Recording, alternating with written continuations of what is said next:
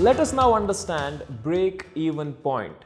The definition says it is level of sales that is necessary for a business to reach a point where it is neither making profit nor making a loss because it has covered all the fixed cost and variable cost. Now, costs in businesses can be divided into two categories: fixed cost and variable cost. Fixed cost, the name itself is saying it is fixed. Variable cost varies along with sales. Let us take an example of a coffee shop.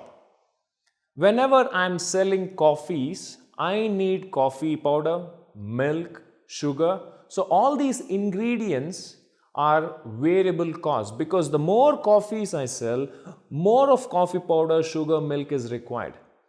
Whereas the rent, the salary, the utility bills will remain fixed, and those are called as fixed cost.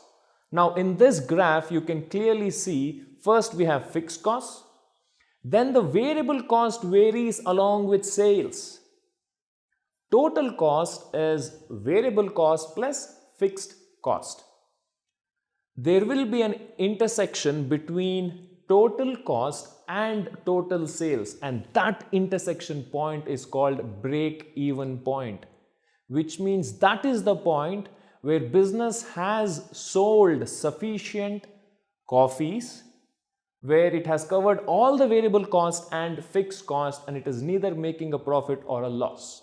If you carefully observe the graph, initially business was making a lot of loss and slowly the loss has reduced and it becomes zero at break-even point, and then the profit margin increases.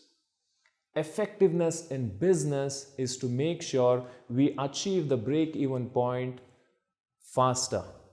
For example, if it takes 17 days in a month to reach the break-even point, effectiveness is to achieve that break-even point on the 16th, 15th and 14th day so that business can enjoy more profit.